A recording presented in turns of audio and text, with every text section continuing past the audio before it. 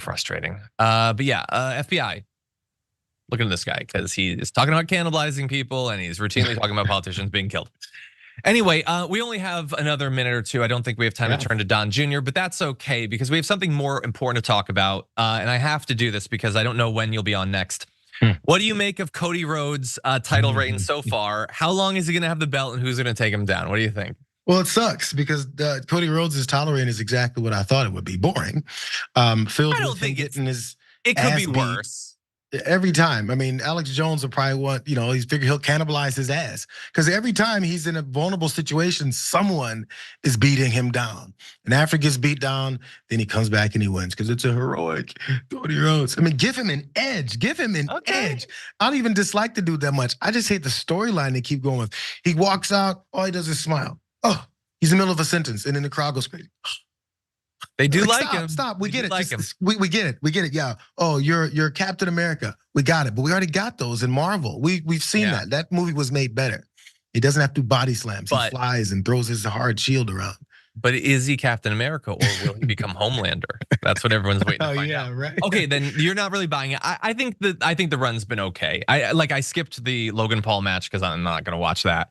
But I think Paul has edge. I'm not interested. He's annoying. He's worth watching. 100%. No, I'm good. But anyway, are you buying Bloodline 2.0? Are you buying Solo Sikoa? That's going to be one of the better wrap ups because look, whether Jimmy comes back, whether Roman comes back, it's going to be a very good comeback. You think the comeback of Rhea was great? Wait to see the comeback of Roman Reigns. I think they kind of fumbled the comeback of Rhea. I would have had it happen at SummerSlam. I know that they want to have the match at SummerSlam, but I think that it was too low key. When Roman comes back, it's going to be huge. I think Solo's doing everything that he can, and the stuff with Paul Heyman has been good. Yeah, that's so good. I don't think he could beat him. But anyway, did you hear that Paul last week? Do I have to have 5 seconds? Yes.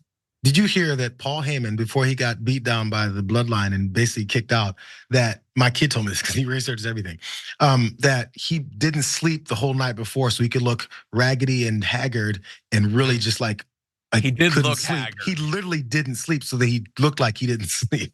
I mean, Paul Heyman is amazing, and he's committed. He took a bump through the table. Like I would not have expected that. But anyway, thank you, JR. It is a pleasure to have you here. Let's talk more wrestling soon. We may do this again. We'll see how the rest of my day comes out, but it may have worked out. We'll see. Okay. Fingers crossed. I know everybody in the audience would love to see you back. Everybody, send in your comments, your tweets, message JR, go to the watch list, and then post comments about how he needs to come on the Damage Report more. That's the best way to make it happen. Let him know. Yes. Okay, so everybody, thank you for watching. Tomorrow, Brett Ehrlich will be here. We'll be throwing away our Garbage People of the Week. You can go to the community tab on our YouTube page to go vote for the Community Garbage Person of the Week, and we'll feed them well. For now, though, stay safe out there. Stay sane out there. We'll see you soon.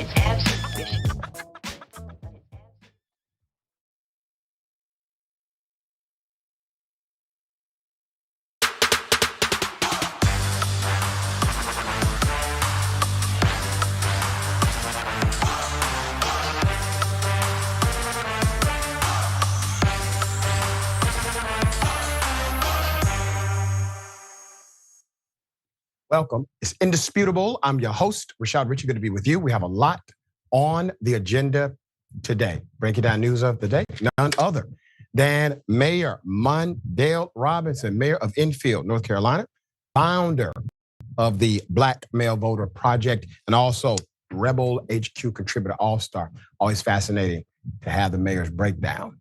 Top story of the day, there's a man in New York who's being pummeled by the police. We'll have details as to the why, and it is, well, shocking as well. Here's the video.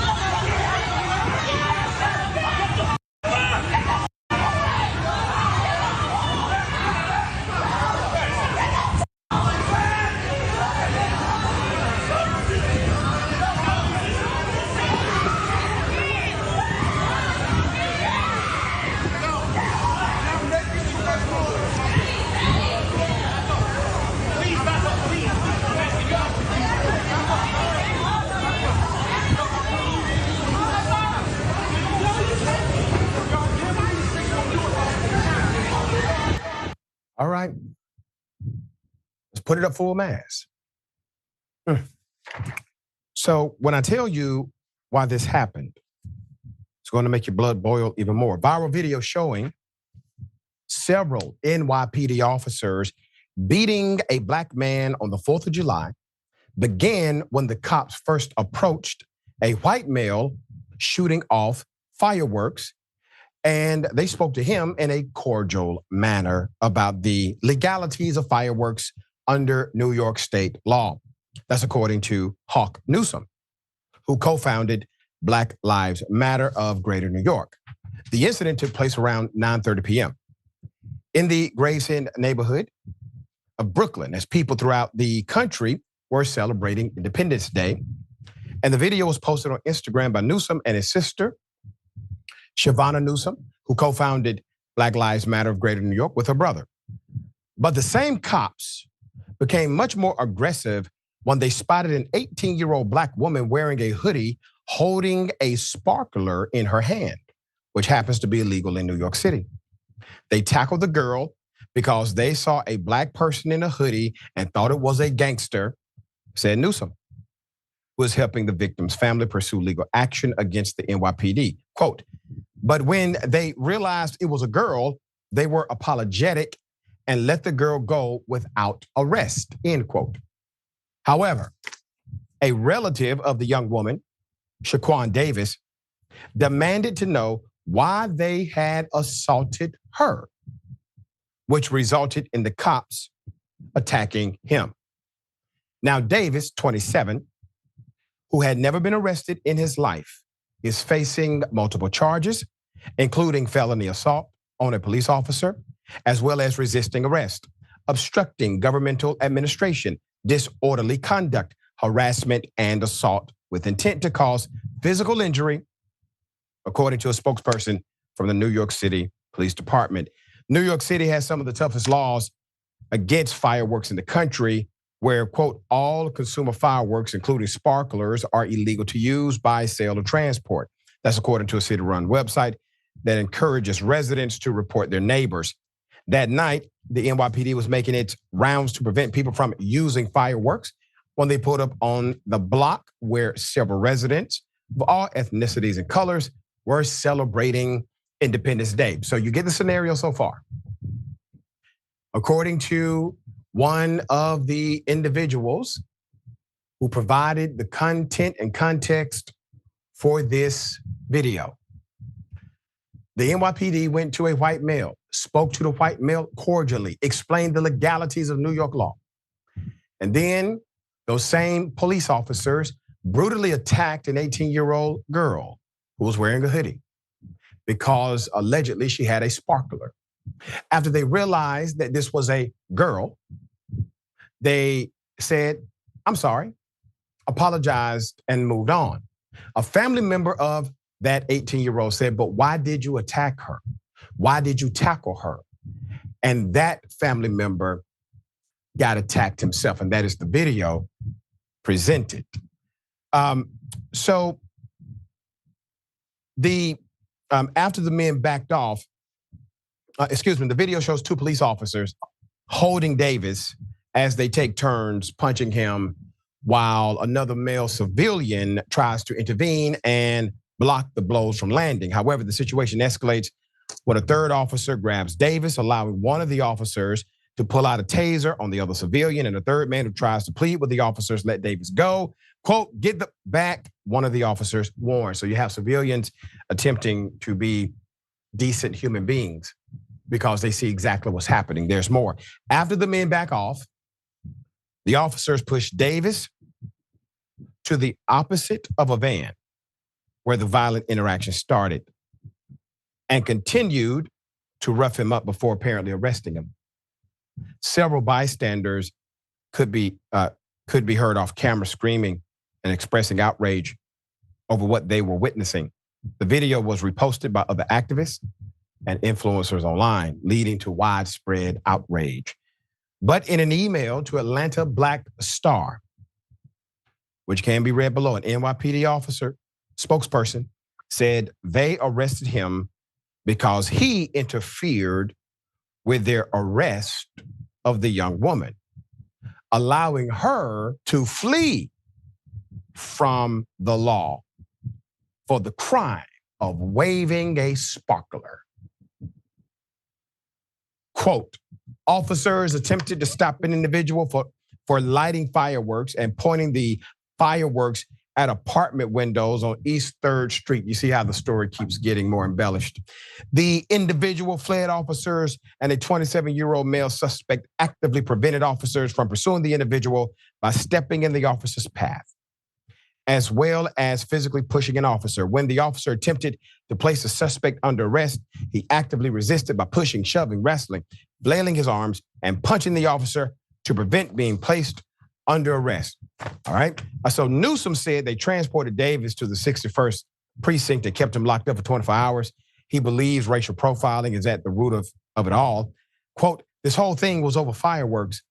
But when the family got to the precinct to find out what was going on, there were white people across the street from the precinct shooting off fireworks, he said. And he's telling the truth. So the way it typically works, and this is based on conversations I've had with people in that area during that time, the way it works, there's this cultural allowance for fireworks at a particular time of night and also a particular, well, obviously, location. In other words, if it's not offensive or aggressive to a degree that causes harm or a nuisance to neighbors complaining, nobody really enforces it. But in this case, what they're doing is utilizing the letter of the law in order to cover their insane behavior. So let's take their version of events at face value. There's a teenager with a sparkler. Does that sound like a high crime to you? Does that sound like a misdemeanor turned felony case to you? Of course not. There's no complaint that says anyone was even complaining about the 18-year-old with the sparkler. So this is, in my opinion, a cover story. I believe Newsom. I believe the narrative from the family. Mr. Mayor, this is a hell of a thing. You are mayor of a big city and you have this kind of, you have these nuances in law as well. But my goodness, dear brother, to have an 18-year-old with a sparkler and it result in this man being attacked, her being attacked, and then this spin from police, what say you? I say it, and you said it perfectly when you said it was a cover-up story. Let's be clear. The conversation started with them talking to a white person about him shooting fireworks. And it was a cordial conversation. You saw a black person in a hoodie and you tackled them. And then the lie from the police department is they were pointed at a window. It don't matter where you point a sparkler. It doesn't shoot off. It's a sparkler. Well, you gonna blind somebody with a sparkler by pointing at the window? The cover story don't even add up. And the fact that they are willing to be this lazy with it shows you the lack of value for black life. Everybody knows that they shoot off fireworks in certain parts of New York, mainly where it's predominantly white communities, and there's no problems.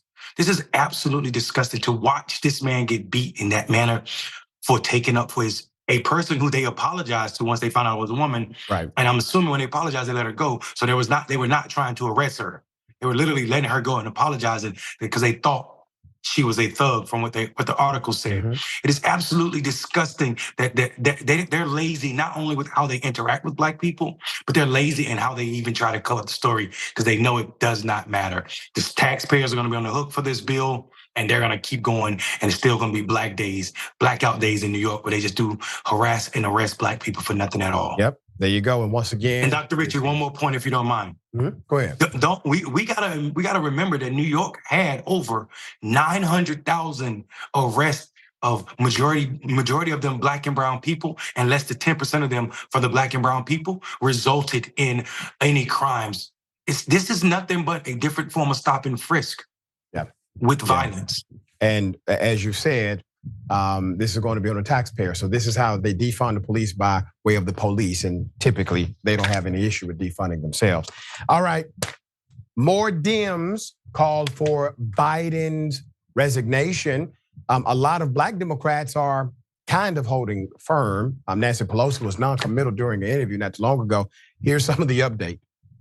You see all of those names and faces on your screen. The 4 additions are very significant because remember, this call that House Democratic leader Hakeem Jeffries convened actually had the top Democrats on the key committees join the call. So you're talking about guys like Jerry Nadler. This is somebody who is the top Democrat on the Judiciary Committee. You're also seeing Adam Smith, the top Democrat on the Armed Services Committee. You're seeing others as well following suit. And we're told, according to our sources, that on the call, those 4 expressed a lot of concern, specifically with Biden being the top of the ticket. They want to see another nominee. Other sources said that there was overwhelming support, for example, for Vice President Kamala Harris to step into that role.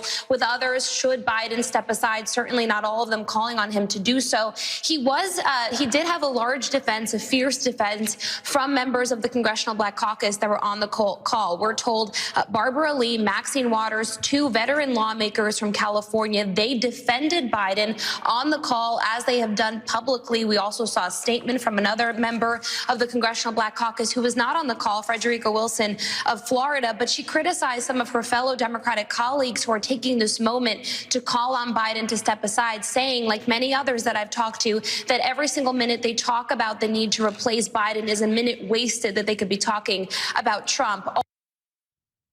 I mean, this is just a cluster, you know what? Let me go to some of the Black lawmakers as well. Here it is. Joe Biden and Kamala Harris have a plan for 2024 and on, so I just want them to enact that plan, and she's supportive of him staying on the ticket, and I trust her judgment. So if he needs to stay, he needs to stay. I think that people are more concerned about the aesthetic of what it means to be president, but Kamala Harris and Joe Biden have been working since they got into Congress, and I think we need to make sure that the people who are in office are the people who are doing the work. I think they should just keep it the way it is and let her do her thing that she's doing right now. She's doing an awesome job, and I support President Biden 100%. But you don't feel as though he should step aside. Why is that? Because he's been doing a great job. Just because he's an older person and he had a bad debate does not mean that he cannot do the job. I mean, if every time I didn't do my job the right way, I got fired or chewed out, I wouldn't have a job.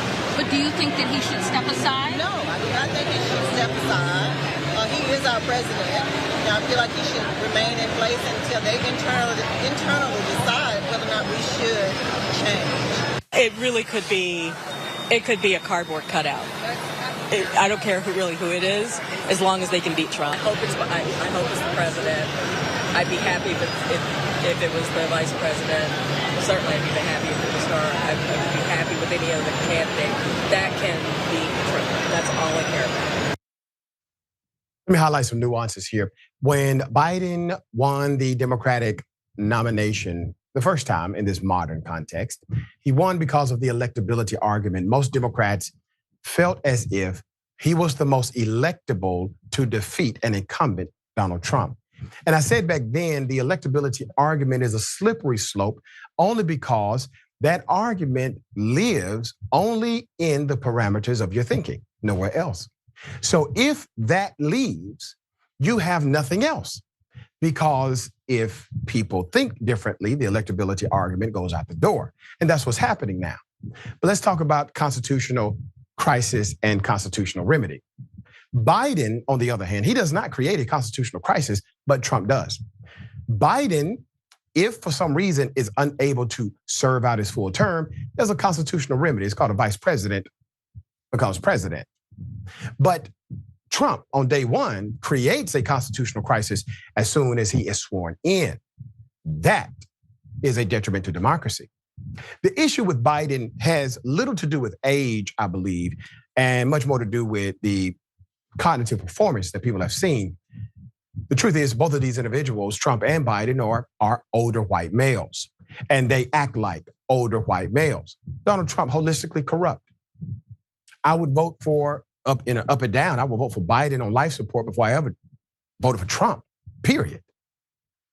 But this back and forth is significant in the party, so much so that Donald Trump basically has shut the hell up. Why? Because the Democrats are basically doing the work. Let's put it up full mass. Either way, people were screwed. All right. Supporters from Congress to Hollywood warned that he needed to step aside for the sake of party and country. Former Speaker Nancy Pelosi sent a clear signal. She's reluctant. The rebellion joined by another small minority of congressional Democrats, but appearing to run deeper, reflects the fear now surging through Capitol Hill that ex-President Donald Trump could conjure a GOP landslide that sweeps conservatives to a monopoly on power in Congress, the White House, and the Supreme Court. Now, I want you to look at these gentlemen and lady. Understand their political calculation about Biden. It's not simply about Biden, but also about their congressional district as well. They are looking at trends, polling data, and having conversations with people in their constituency. All day, lawmakers sent signals. Democratic Representative Richie Torres, a member of the Congressional Black Caucus, which has backed Biden, told CNN, quote, "If we are going on a political suicide mission, then we should at least be honest about it." His fellow New Yorker, moderate Republican Pat Ryan, called on Biden to live up to his own vow to be a bridge to a new generation of leaders. Quote, "Trump is an existential threat to American democracy. It is our duty to put forward the strongest candidate against him. Joe Biden is a patriot, but he's no longer the best candidate to defeat Trump." Once again, that was your gateway into this, President Biden, the electability argument. The majority of Democrats actually wanted to vote based on polling data for somebody else, but they felt Biden was the most electable against Donald Trump. And at the end of the day, they made that decision to place Biden in the position due to electability. That electability argument, well, basically has been challenged, and I believe successfully. Now let's talk about the reality of the statement from Representative Torres. I'm not sure if he meant it this way, but it definitely seemed this way. You don't elect a president, you elect a president and a vice president. If Biden steps down, you have Vice President Kamala Harris. I would assume that she would be the favorite going into the Democratic convention to broker or negotiate the nomination. Wednesday evening, Vermont Senator Peter Welch became the first Democratic senator to publicly call on Biden to withdraw. Quote, "He saved us from Donald Trump once and wants to do it again, but he needs to reassess whether he is the best candidate to do so. In my view, he is not," Welch wrote in a Washington Post op-ed. All right? So you see it happening. Hollywood, insiders, progressives have been saying, well, damn it, y'all at least should have had an open and rigorous Democratic primary. But for everyone who's saying this, all the corporate Democrats who now are starting to see the light, you know, you all could have done something a while ago. You all could have definitely made sure that there was room for progressive voices inside of the party.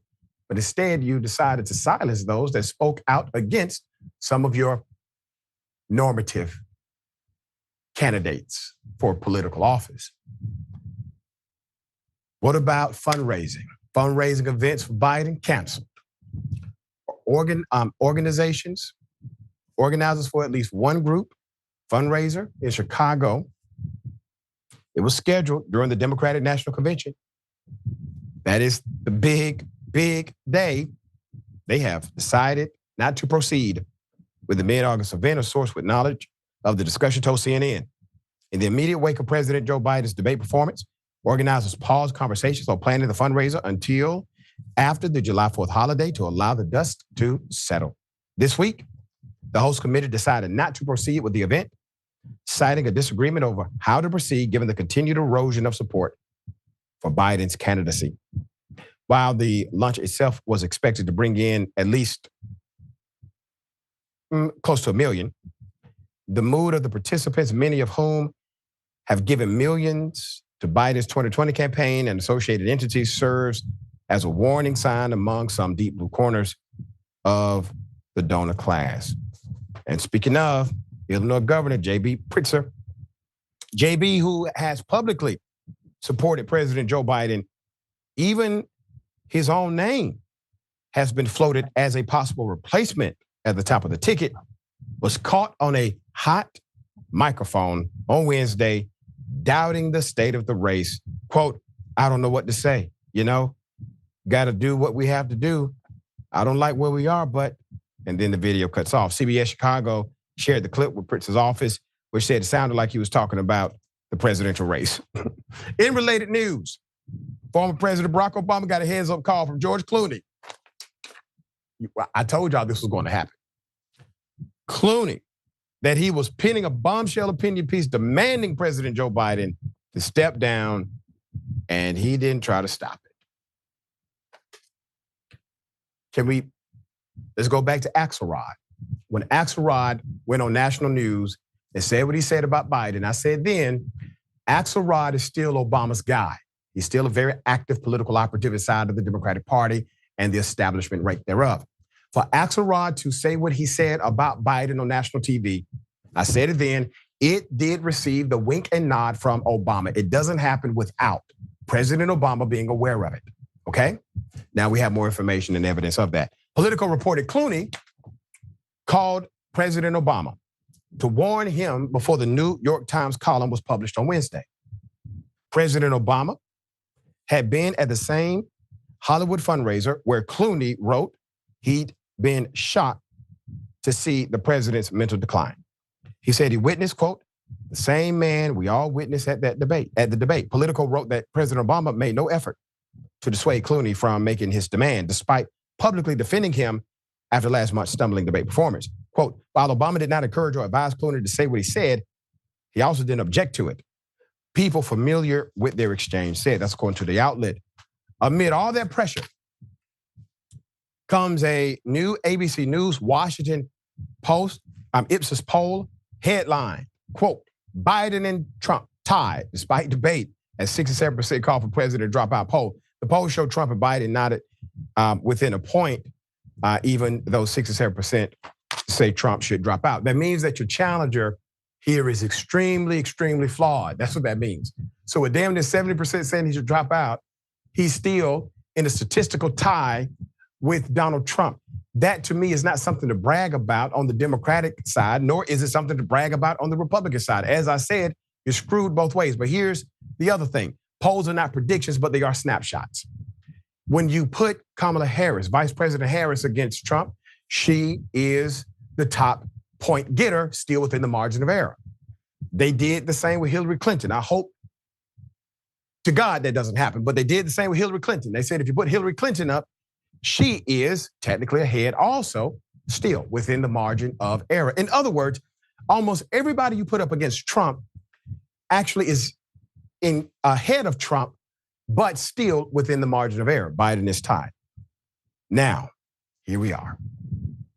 Mr. Mayor, Biden said that he was going to be the bridge, right? He told us this in the beginning. I don't see the bridge happening. What say you? There's no bridge to be had because we are a partisan nation. Let me say something real quick. A lot of some things actually. I am disgusted with white Democrats willing to throw Black people under the bus, and what I mean by that is suggesting that anybody switch the candidates right now in July, a couple months before people start voting for a presidential election, is a slap in the face for the people who gave you a presidential candidate, a president, and Biden. I'm frustrated with this entire process. We saw CNN allow Donald Trump to lie every 1 minute and 17 seconds and not fact check him in a debate. He was debating against a guy we know who stuttered since forever. We know Biden stuttered since we've been watching politics.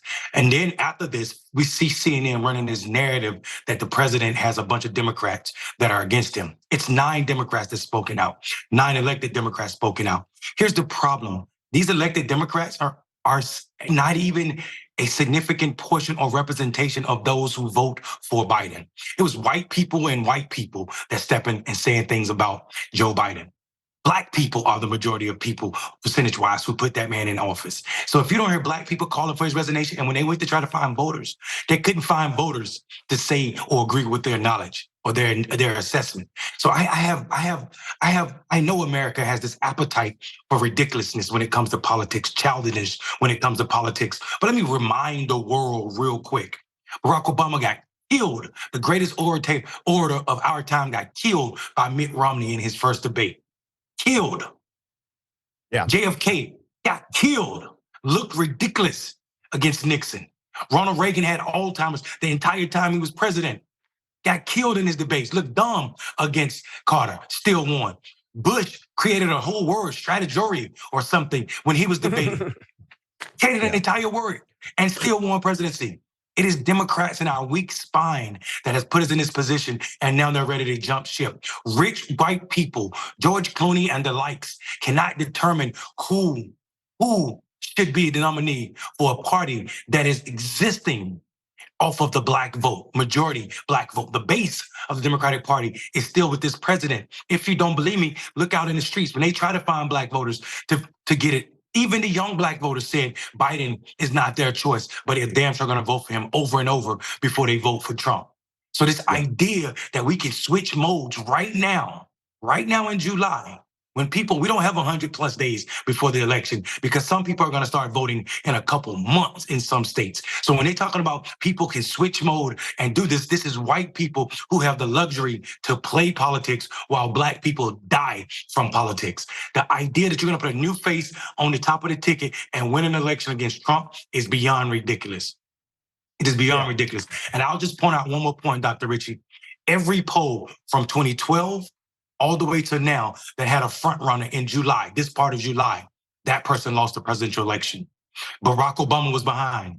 Hillary Clinton was ahead, et cetera, et cetera, et cetera. So this idea that we're looking at polls right now as determinant, if we were looking at political history, we will say that the Biden base, because people are measuring excitement and enthusiasm. Excitement and enthusiasm is not a real marker of who's going to vote. Black men have never been excited to vote, yet we still increase our participation in 2020. Percentage-wise and raw numbers, more Black men voted for Joe Biden than they did Barack Obama. And it's not because of him, it's because of the work being done. So the idea that Biden was going to be the reason Black men turn out or Black people turn out or the voters turn out is never the case. The reason people turn out is because of the issues, and that's what people keep telling you. Some of this comes down to, I believe, missteps by the campaign. With the Biden campaign, I never would have had Biden debate Trump before he actually got the official nomination of the Republican Party. That to me set a bad precedent. You don't do that anyway. You legitimate this guy in ways he should not be legitimated, at least yet. He does not have the Republican Party nomination. The other dynamic is the messaging of the Democratic Party, which has been horrible for many, many years. Even on my radio show, dear brother, you would be hard pressed to find anything that says Vice President Kamala Harris or Biden Harris. Everything says Biden, Biden, Biden. That is a mistake on urban radio. Not only is she a woman of color, she's a woman. And the first woman to be Vice President of the United States of America. That needs to be echoed and a reminder in every single advertisement, which is not being done. So there are some missteps here. If they get some of this messaging right, I think some of those numbers start to creep back up. But Rarely does the Democratic Party get the messaging right, but we are still right on most of the policies, obviously, by way of the majority consensus of America. Okay, we'll bring you updates as they come. Guaranteed to still be a cluster, you know what. Okay, a pastor decides to physically assault his wife on an airplane. He has federal charges now. Why? Because she got upgraded to first class and he did not. Put him up full mass. Come on, Reverend.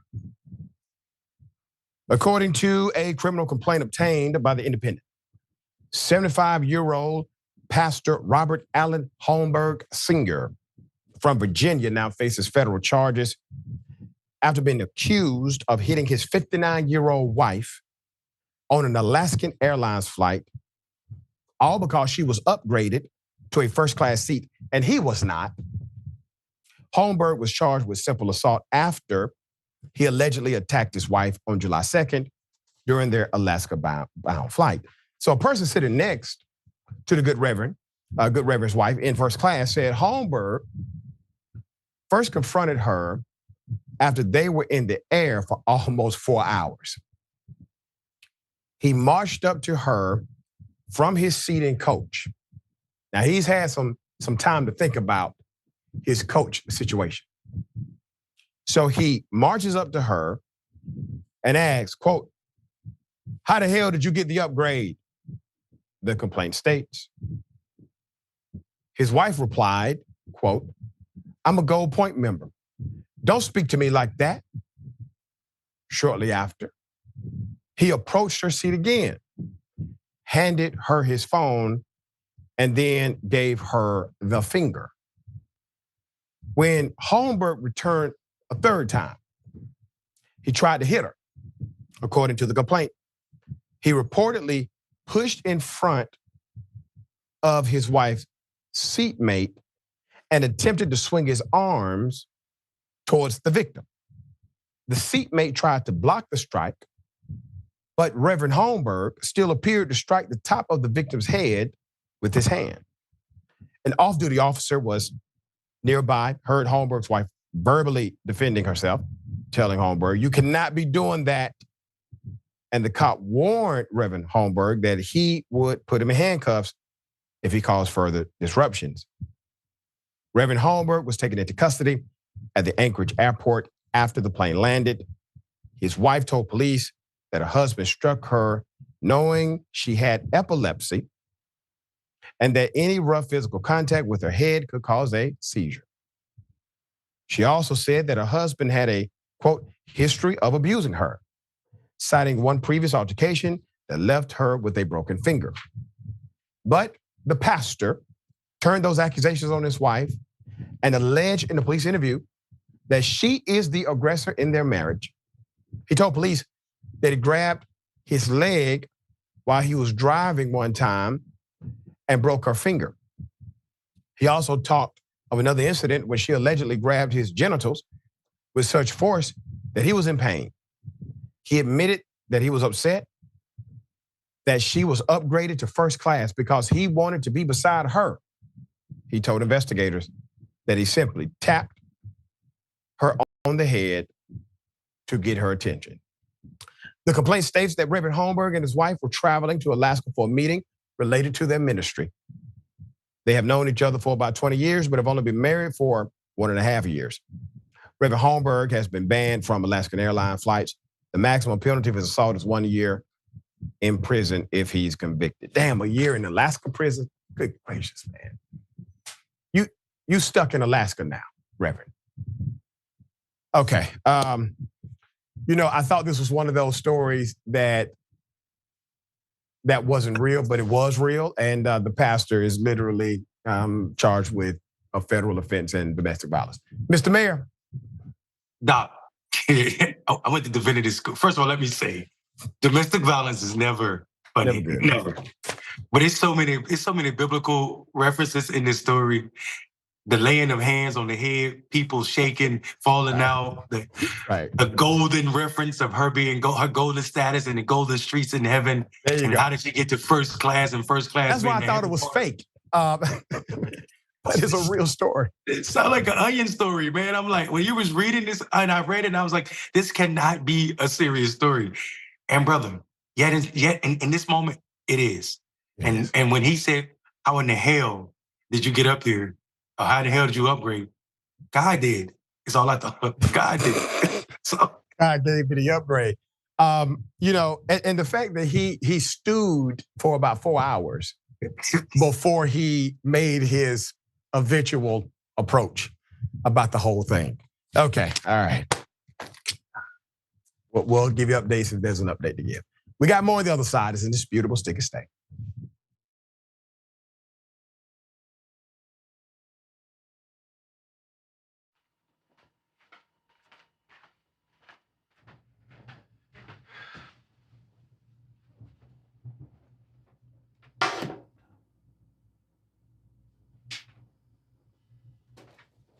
Welcome to the Damage Report. I'm John Idarola. This is gonna be a big one. Meanwhile, in the Arctic, you know where this is going. You watch the Damage Report, the Arctic's on fire. Obviously, why would we be talking about the Arctic except to tell you that it's melting once again? The Republicans aren't that interested in it. I wonder why. Lift out of poverty up to 3.7 million people, including an estimated 1.3 million children. Hashtag save the children? Not if it costs money. I mean, come on. At TYT, our mission is to boldly pursue truth, challenge the establishment, and drive positive change. At a time when corporate capture of our media, our government, and our politics is nearly absolute, everyday working people need a champion to fight for them and to push back against the powerful interests that threaten our democracy itself. At TYT, we're proudly progressive and call out corruption and duplicity wherever we see it, from Republicans, Democrats, or anyone else. And unlike mainstream news media outlets, we're not beholden to corporate advertisers, to defense contractors, to Wall Street, or to big pharma. We only have to answer to our audience, and for nearly 2 decades, we've accomplished that by delivering honest, timely, and insightful perspectives on the day's news without fear or favor or concern for whose toes we might step on or which powerful elites we might offend. And while we're super serious about the news, we also manage to do it in a way that is fun and lighthearted. We can do this together and serve our audience, and yes, have fun doing it.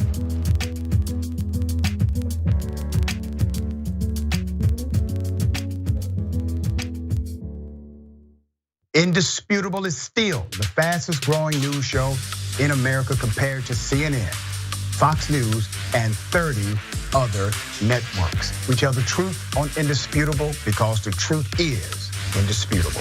We go places that other news media outlets refuse to go. When there were human rights abuses happening at the Victorville prison, guards and members of the community contacted us. You, through your investigative reporting, unearthed very troubling allegations about specific forms of abuse and discrimination in the federal prison system. It really doesn't take much to be a trusted voice. All it takes is to be fearless, report on matters, be an advocate. I called it the bullpen intentionally because it's a place of preparation. We present individuals who may have an opposing view, so we debate. Sometimes we interview individuals because their stories deserve to be heard. A survivor of significant police misconduct and his attorney. We covered this story earlier, and to remind you of the horror of one man being shot at damn near 100 times by the police. We take time on this show to showcase the temper tantrums of Karens in the wild. We do this not because we want to see people's emotional outbursts in public, but because these incidents are emblematic of a bigger societal issue taking place across the nation, and it has to be checked. My friend, my big homie, attorney at law, Benjamin Crump. I just want to thank you, man. Educated, articulate brothers like yourself speak truth to power. It makes a great difference in changing the landscape in America. So listen, no matter what you do, don't allow the politics of ideology to evaporate the soul that still exists inside of you. They don't stop, I don't stop. Racism won't stop, I won't stop. Systemic bias won't stop, I won't stop. People still need health care, so I won't stop. People still need criminal justice systems reform, so I won't stop. You won't stop either.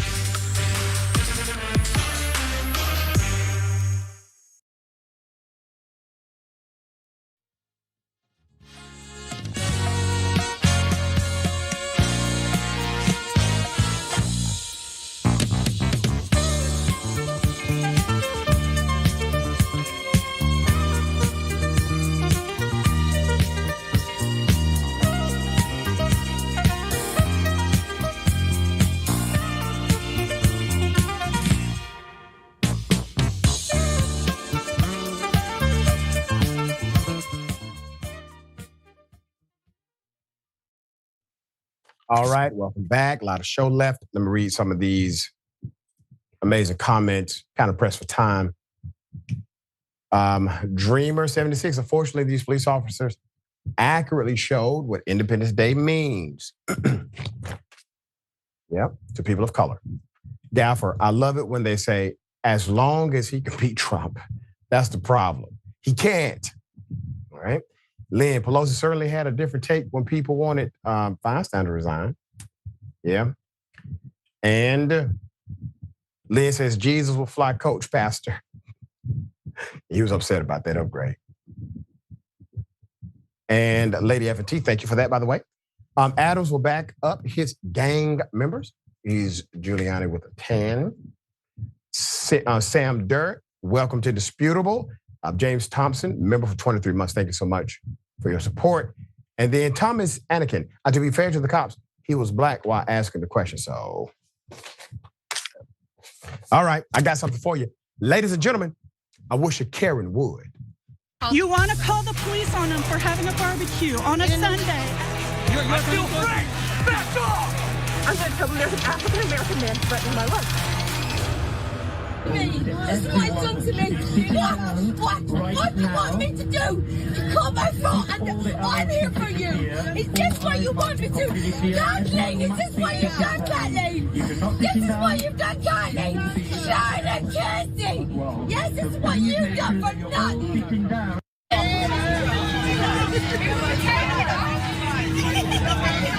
Absolutely nothing. I'm sorry, guys. This is what she comes to people on. Charlotte, Kyle, get up here now. You started the Charlotte. Stand up, Charlotte. Show yourself. Come on. Charlotte started it for nothing. See, look, man, you're making kids cry. Shut your mouth. I'm so sorry for your children. Honest to God, I'm sorry for your children. Yeah, man, look at that. You're making kids cry. Sorry to God. I swear in the Holy Ghost, because you will get kicked out. Sit down. She's getting off. I'm sorry for your child. Sit down. I'm sorry for your child. The rest of you will get arrested. I'm sorry for your child. Come and beat me. This man's gonna come and beat me. Get out of here. I'm gonna be beaten up by him, but that's all right, is it? Why can't you turn the plane around for him? Shut your mouth. You won't touch me. Touch me. You touch me. How are you gonna show me love?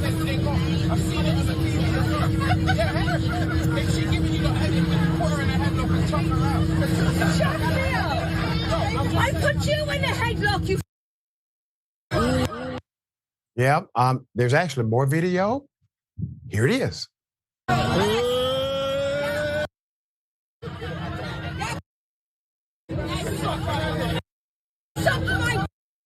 Suck my.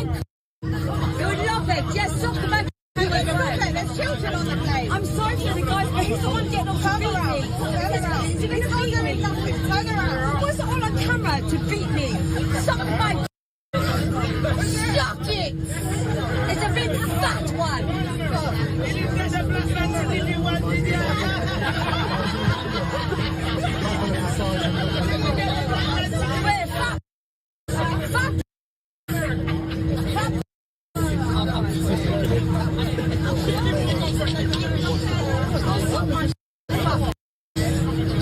Children, honey. Ask him about children when he's trying to come to me. A big fat black. Big fat man. So big now, isn't he? And I'm taking off my seatbelt. Yeah. Let's put the picture up. I want to show you something. Do you see the brother that's sitting next to her in the window seat? He said nothing during the whole time. He continued to sip his orange soda. He was like National Geographic, just observing a Karen in the wild. Okay.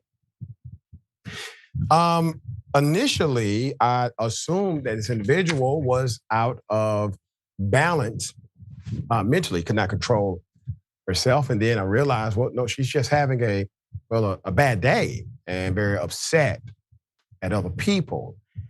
But the crowd seemed to be, well, pretty lighthearted about the whole thing. They were telling her, hey, you need to calm down, but they were also laughing. I don't know if that would have happened the same way on certain airlines. Man, whatever you're going through, I hope you're having a better day today than you were on that particular day. Everyone's entitled to a bad day, but big ups to the brother who understood his best position was that of an observer watching the Karen in the wild. All right, dear brother, thoughts here, Mr. Mayor. Doc, I honestly think it's more than that. Let me explain. Okay. This is in the Europe. What we see is this is the strength and its extension of grace to whiteness unchecked. And it seems like it's a regular rant, but one part that told you who this Karen truly was when she said, "It's a big black one," referring to genitals. This over-sexualizing black people. This black man sitting right beside her was luckily he didn't say anything because he would have got the full brunt and probably would have been the reason someone got locked up when it would have been him. The racism came out when she started talking about the genitals of black men, suggesting that she had one and it was equal to. So the idea, like the nastiness, the vulgar, in this woman, it's not just the noise and the screaming of this derogatory term, but it's also how she over-sexualized black people in general. And that, to me, makes her not just a Karen, but a racist international Karen. You make a hell of a point, dear brother. She did racialize the whole dynamic. It wasn't necessary. Nobody was even messing with her. All right. We'll bring you updates if the airline releases a statement about what happened. Hell of a thing. So a bigot makes a racist comment towards the black mayor at a meeting. I'm going to give you the video, give you background. Here it is. Viewpoint discrimination in this room is illegal. It's a civil rights violation, Bart. You're a black man. Why can't you understand civil rights? That should be a forte for you. I thought about coming up here and using some language. And I even said what I wanted to say to one of the officers. I'm not going to say it out of respect for somebody else on that dais. Trust me, Bart, if you were the only colored person on that dais, I would be saying what I want to say right now. I think you know what I'm talking about. The difference between house and field. You know what I'm talking about. Oh, in your smile. I'm not your field, bitch. You understand? I am not your field. Leave. You can't ask me to leave. That's protected speech. I am not your field. You want to arrest me? Bring it on, Holmes. One of you cops want to do it? Direct them. Direct them. That's true. You've got 22 seconds left, so go ahead and use it. Son of a bitch. Did you guys not just... He wants to remove me because of my speech that he has instigated all night in here. Watch that clock.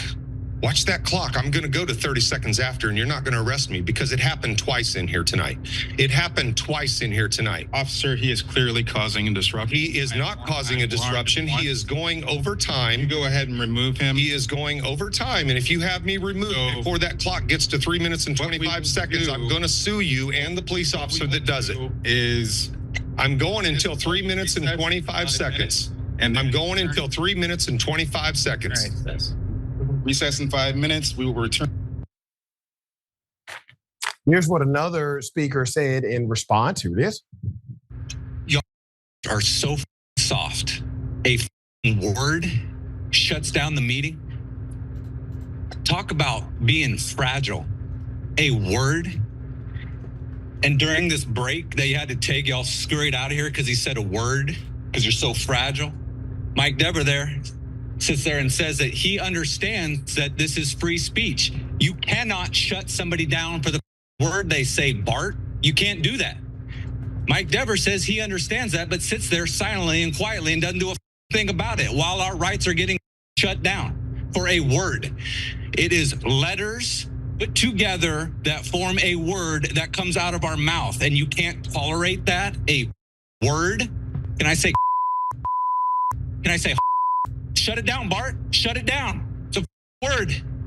Why aren't you shutting it down for? Why aren't you shutting it down? What's the difference? Shut me down, Bart. Am I less fragile than you, Bart? Can't stand a little word? Do you understand what free speech means? It means you have to shut up and listen to us, whether it hurts your little feelers or not. And I don't give a if it hurts your feelings. In fact, I'm glad it does. Shows how weak and soft you are. You have to shut down the meeting and run away for 10 minutes to what? Cry like a little bitch? Republican, Brad, right? You're a Republican while our rights get trampled and just sit there? Do you understand what free speech is? Free speech means that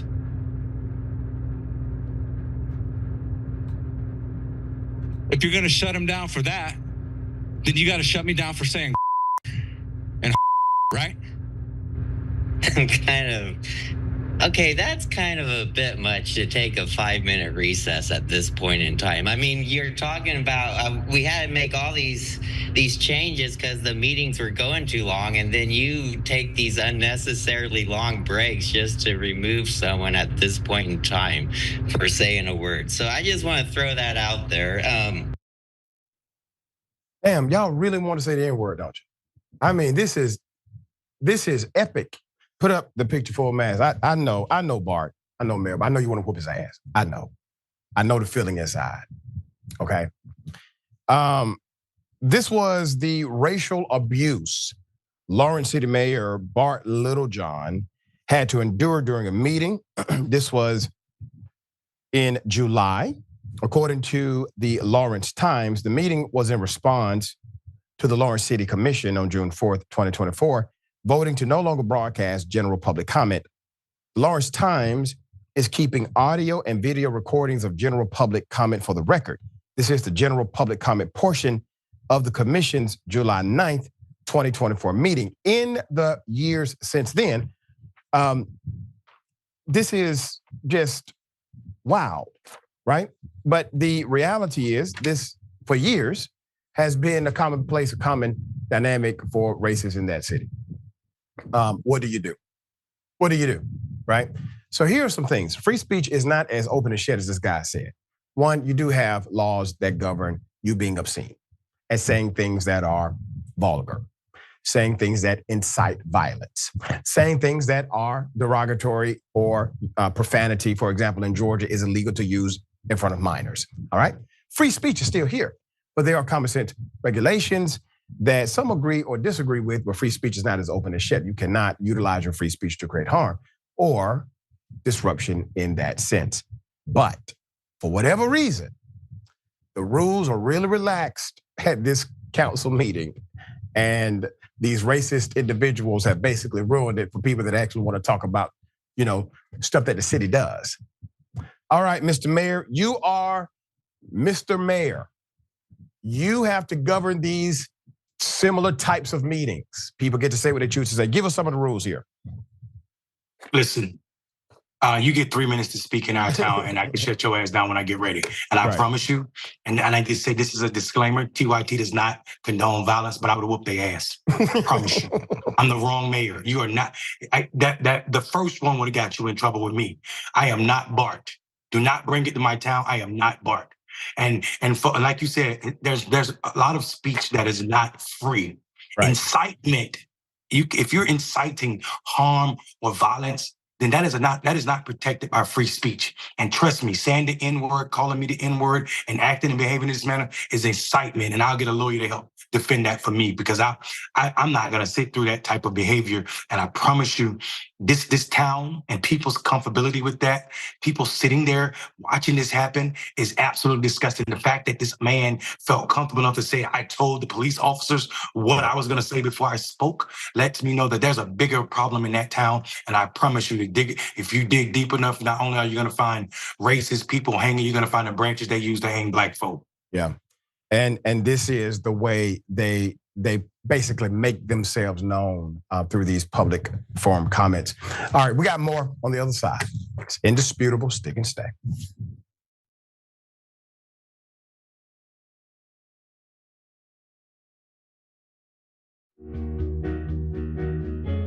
Our audience has given us everything, so we couldn't be more connected. When we first started, people would start giving us directions and say, okay, the mics are too large, move them. Turn them into lav mics. I mean, they were incredible. And then one guy walked in and gave us a really expensive switcher and said, you guys need this, and walked out. Okay, it's amazing. They helped us build a studio. They did a $2 million funding campaign for us. And so they really are us. We do this show together to the point where some of our hosts are even former listeners.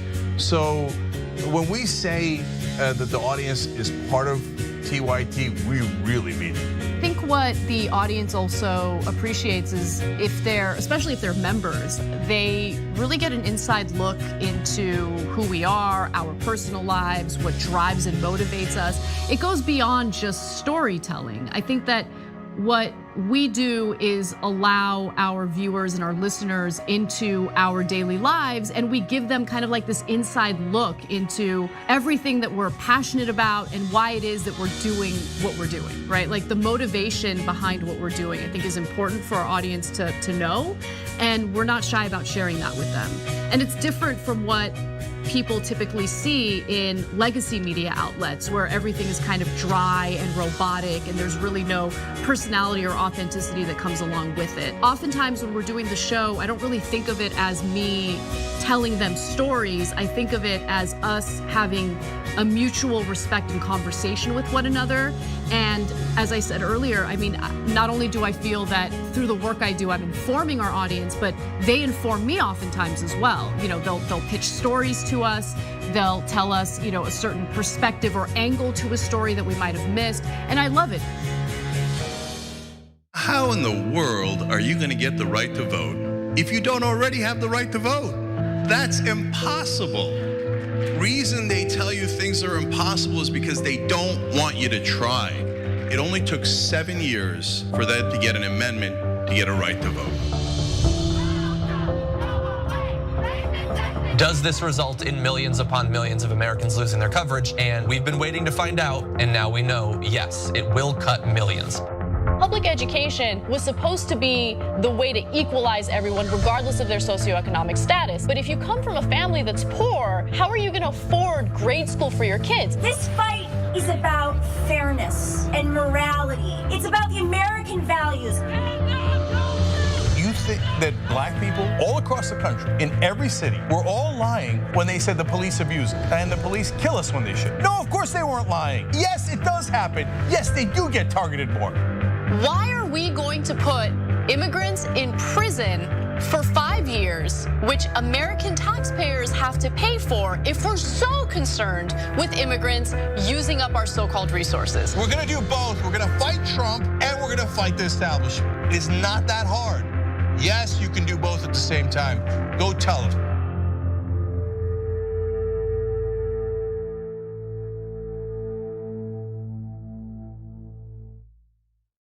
Tell me about the shirt you're wearing. Pretty much speaks for itself. What's the penalty for treason? Death. Everything was phenomenal under Donald Trump, and now it's Obama calling the shots right now. It ain't Biden. So it's Obama calling the shots? I believe so. None of this would be happening if they hadn't stolen the 2020 election from Trump and we the people. If you could have an option of 4 years of Donald Trump as a dictator or 4 years of Joe Biden as a president, what would you choose? Donald Trump.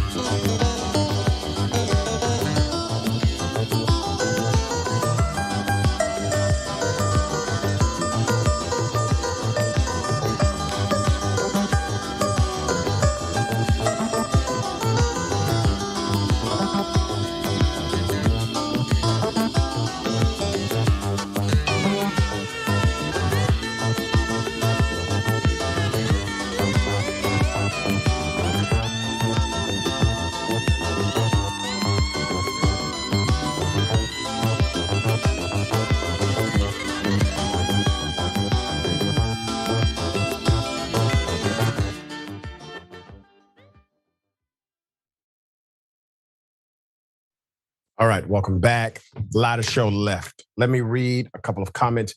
Librio says, King Kong Karen beating her chest in a show of privilege. Yeah. Lynn says, this is when the flight attendant should bring out the duct tape. Yeah. Calvin Johnson, yes, you're free to say the infamous N words, but you are not free from the consequences that occur afterwards.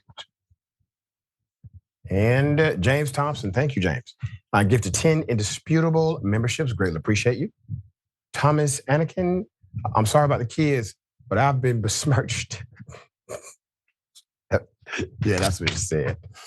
All right, we have a hell of an update. So a second victim found. Missouri man, serial killer. All right, so put him at full mask.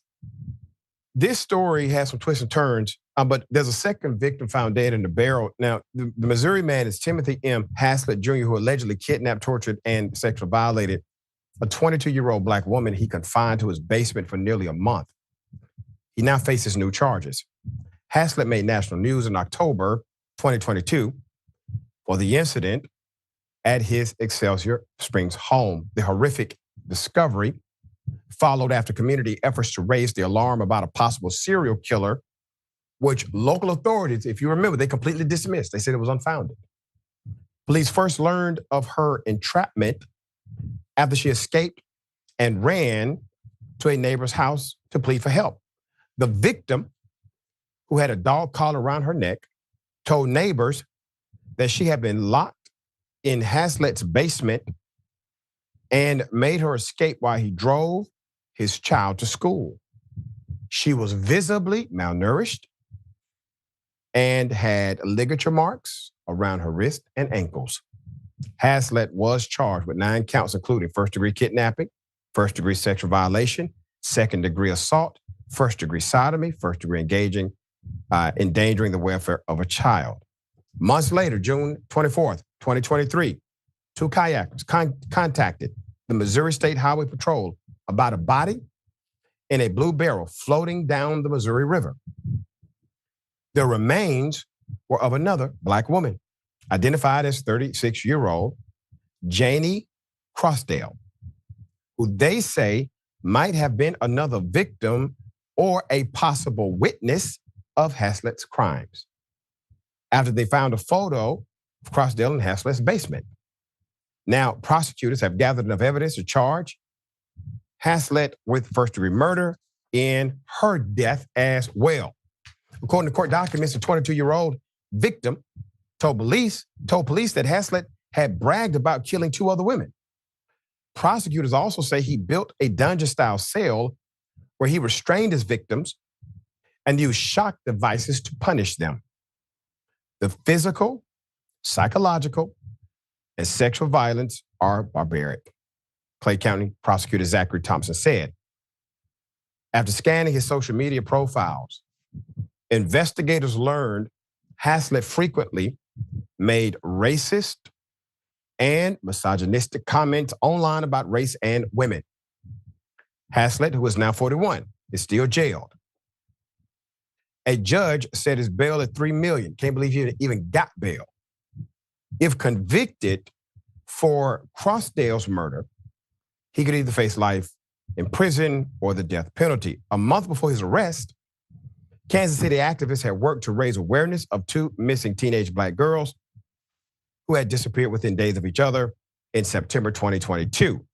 Community members were concerned that a serial killer was at large, a claim that law enforcement swiftly denounced and called unfounded.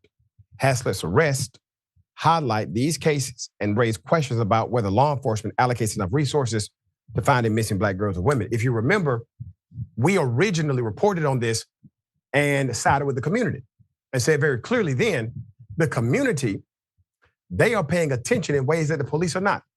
The issue for me when the police responded is that their response was too swift. There was no way they can immediately respond without having investigation first. So their response was a knee-jerk reaction, totally dismissed the claims of the community, no question, no thoughtfulness to it whatsoever. And now here we are, finding more bodies. The man said he killed other people. The man bragged about killing other people. So now these other bodies are coming up. Resources are being allocated now when they should have been allocated then. All right, Mr. Mayor, this individual obviously should never be free. And this is something, once again, that goes back to a system approach. Law enforcement should have taken it seriously from day one. Dr. Ritchie, this man has a bond. Yeah, This a man bond. has a bond. He locked a human in a dungeon like a dog, in conditions that are not even. If the Humane Society see a dog that's malnourished, you're not getting a bond. The idea in America that Black people are still less than is on display every time I see these type of cases, and this person gets this type of sway.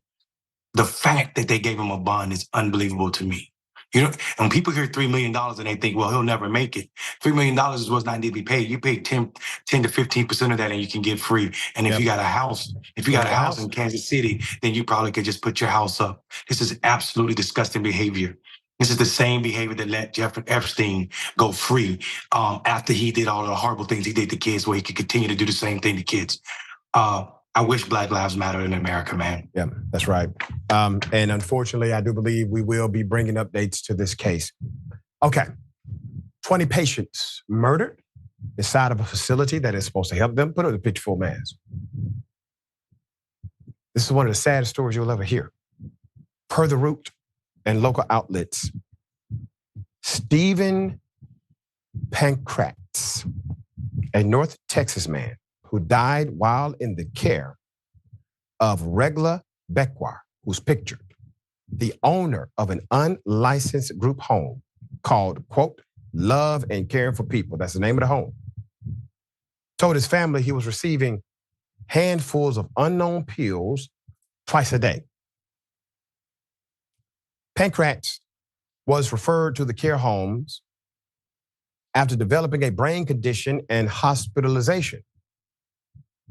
Pancratz later broke his ankle, making it difficult for him to get around. So he was placed under the care of Beckwar, who has owned this company since 2022, according to records. So throughout his stay at the facility, or the place Love and Care for People in Arlington, Texas, Pankratz's family became increasingly concerned about his treatment. His brother, whose name is Chris Davendorf, received a call in January saying Pancratz had died, reports WFAA. Davendorf claims Beckwar, the caretaker, would not take him to 13 of his scheduled doctor's appointments as his health worsened. The family also struggled to get in touch with him for several months. With family concerned about the real cause of death, an official investigation started to point to Beckwar and the care facilities. Reports from the Tarrant County Medical Examiner later ruled the death to be homicide caused by a lethal mixture of painkillers and antidepressants. So in February, Beckwar was arrested and charged with abandoning and endangering an individual in imminent danger of bodily injury, according to an Arlington press release. Since then, police have linked almost 20 other cases of alleged killings to 4 of Beckwar's 5 care homes in the Arlington area and added murder charges to Beckwar's case. Pictured is one of the homes where Beckwar abandoned a disabled woman under her care.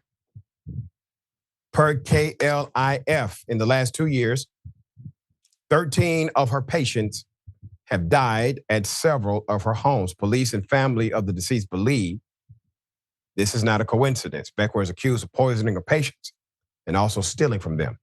In the case of Pancratz, over $100,000 was spent since he entered the facility. Family members say that was completely out of his character. In fact, Davendorf said several purchases were made online, but his brother did not own a phone, nor did he own a computer. Quote, I don't think it was him spending the money, family friend Barton Gross said. He was frugal. Keller was frugal to the point of being almost cheap. And that's one thing. Family, they know family. And they especially know family that's been around a long time. They understand their habits, their nuances, the way they move, what technology they work with, technology they don't work with, things they like, don't like. Okay, you get of a certain age, you keep buying the same thing. All right, I'm getting them a damn self. So when they said these things look to be very different than what he would ever purchase, and the amount of money being spent, that family, they know, which was part of the reason that an investigation was started. So police believe Beckwar was spending her patients' money and stealing cars, homes, and possibly forging wills. Wow. Beckwar is also accused of moving patients between her 5 homes in effort to avoid detection and preventing family members from close contact with victims. Since Beckwar's arrest, several families have now come out, claiming the caregiver is also responsible for the deaths of their family members or friends. According to police, quote, many of the deceased clients had already been cremated, buried, or had their bodies donated to science, making it challenging to probe their deaths more thoroughly. Beckwar's bond has been set at $1.5 million. Now, we've reported on these care facilities before, and what we have seen is a systemic trend where it's not just one person. There are other people involved in these networks, from the relay companies, the companies that will do intake and then relay them to somebody, to the individuals who are involved in the actual caregiving. Now, remember, these are multiple facilities, which means she's likely not the only person working in these localities. There are other people there. We also have seen nurses who were allowed to continue to get jobs after questionable things happened under their watch. People died and they should be alive. No problem. You just resign and you get a job somewhere else. So this is, once again, going back to how do you value life? The individuals who are being taken care of are not as valued to the system operators, and many times not even to the system of law enforcement. But in this case, after multiple deaths, this one family was able to get the attention of law enforcement enough to spark an official investigation, which then all of the cards fell in the right place for justice to hopefully be served. We're going to stay on top of this. Mr. Mayor, thoughts here? Listen, this is a twofold problem. Family, people need to check on their family. Yeah. Stop dropping your people off anywhere for convenience. The nature of family requires some sacrifice, especially when they are elder. The second thing is, listen to politics because it matters. Texas has a disgusting governor who refuses to expand Medicare. And it is the 7th worst state in the country when it comes to healthcare providing. The idea that people can be forced to be in places that are unlicensed just like this exists because of policy and bad policy. This blood should also be on the governor's hand. This is absolutely disgusting. And this person shouldn't have a bond either. Yeah, no bond whatsoever. And the reality is, you're right, there's a policy dynamic associated with the allowance of this in the first place because we lack the prioritization in the budget to make it better. Okay, Oklahoma hires Project 2025 mastermind to write history standards. I kid you not. Here it is. Let me speak about the radical left. You and I have both been parts of faculties and faculty senates and understand that the left has taken over our institutions. The reason that they are apoplectic right now, the reason that so many anchors on MSNBC, for example, are losing their minds daily is because our side is winning. And so I come full circle in this response and just want to encourage you with some substance that we are in the process of the Second American Revolution, which will remain bloodless if the left allows it to be. All right, let me give you the background. Put up the picture full man. So, you know, the guy that said this is not so veiled threat, Kevin Roberts hints the bloodshed if the left doesn't comply with Project 2025. Per Right Wing Watch and Raw Story, Ryan Walters, Oklahoma's Christian Nationalist State Superintendent of Education, has assembled a team to rewrite the school's history standards, including key architect Kevin Roberts of Project 2025. Walters, who recently mandated teaching the Bible in all public schools, as a historical document, now plans to overhaul the state social studies curriculum to promote his Christian nationalist worldview. Quote, the revised standards will incorporate the introduction of the Bible as an instructional resource. What Superintendent Walters announced last week, as well as the ensuring that social studies reflect accuracy and not political slanted viewpoints, stated the press release issued by Walters' office on Tuesday. Walters' claim is laughable given that the state's new curriculum will undoubtedly reflect the political slanted viewpoints of the various far-right activists he has appointed to the Executive Review Committee. Put him up, Kevin. So, you know, Kevin Roberts, the hard right activist who pushed the Heritage Foundation into the extreme MAGA territory, has been leading the Project 2025 effort to seize control of the federal government should former Donald Trump win the 2024 election. Project 2025, the 900 page blueprint, aims to replace the federal civil service with Trump loyalists and implement a far-right vision of America. In 2023, it was reported that in a speech celebrating the Heritage 50th anniversary, Kevin Roberts claimed the 2024 election is the last chance to save the nation from a, quote, woke socialist left. He mocked COVID-19 vaccines and masks, rejected bargaining with the woke left, and emphasized dismantling the woke and weaponized administrative state. A Heritage ebook on critical race theory argues that systemic racism cannot exist because racial discrimination is illegal. There's a report joining Roberts is Everett Piper. Everett, the former president of Oklahoma Wesleyan University, a far-right commentator and self-proclaimed proud right-wing religious nut. In 2017, it was reported that Everett Piper gained prominence on the religious right by attacking the ideological fascism, gay rights supporters, and liberals, accusing them of waging a war against Christians.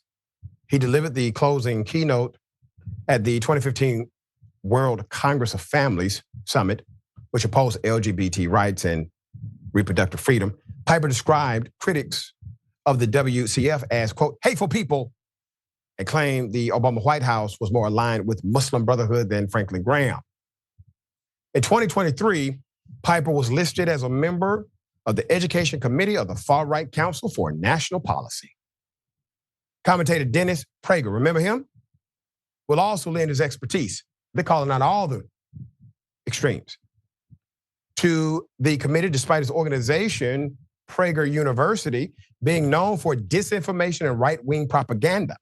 The right-wing youth video meal has produced content like animated cartoons of abolitionist Frederick Douglass calling slavery a compromise with a smile on his face. Walters had previously authorized the use of PragerU materials as classroom instructional content in Oklahoma. I don't know if you all can go on YouTube at some point and watch some of this material, but it is quite insane. In 2023, it was reported Prager opposed removing a statue of Confederate General Robert E. Lee from the U.S. Capitol. Prager, allied with Christian nationalists, promotes their false claims about U.S. history. He criticized Keith Ellison, the first Muslim elected to Congress, for using a Quran for a ceremonial swearing in instead of a Bible, stating, if you are incapable of taking an oath on that book, don't serve in Congress. Unhinged far-right broadcaster Steve Deese also has been named a member of Walters' committee despite his repeated calls for violence against his political opponents, including openly declaring that he wants to see, quote, Antifa members hanging from gallows and Trump ties. Go to video. And I'm like you. Who gives a flip about your tie, about the water, about all the stuff, what the media says? Who cares? Do your job. You swore to defend and protect the Constitution and the American people, then do it. And stop. Yeah, I want to see him take his tie off, Matthew, and hang some Antifa members with it. That's what I want to say. I want to see him take the tie off. I want to see Antifa members hanging from gallows and Trump ties. That's what I would like to see. Yeah. Oh, it gets deeper. Put him up full mass. Finally, probably the most alarming. Christian nationalist Pseudo-historian David Barton has been named to Walters' committee. It was noted before that Barton is almost single-handedly responsible for creating a lie that the separation of church and state is a myth, which the far right has used to justify harmful policies that weaken the separation of church and state, undermine women's rights, and deny legal equality to LGBTQ Americans. The profile also found Barton in 2023 after Representative Mike Johnson, who credited Barton with having a, quote, profound influence on me and my work and my life, was elected Speaker of the House. Barton has built a career on misusing and falsifying history, the Bible, and current events to promote his Christian nationalist agenda. He claims Christians with his far-right views should lead the nation according to biblical principles and falsely asserts the U.S. Constitution is based on the Bible. He supports unlimited Second Amendment rights like ownership of nuclear weapons and holds extreme views on abortion and LGBTQ issues, including claiming AIDS is God's punishment for sin. He even argues white people don't get enough credit for ending slavery. Here it is. Federal government in the last several years has spent tens of billions of dollars looking for a vaccine for AIDS, HIV/AIDS. And I don't think they will ever find a vaccine for HIV/AIDS. And I say that based on a particular Bible verse. If you look at what Romans 1:27 says, this is what the scripture says.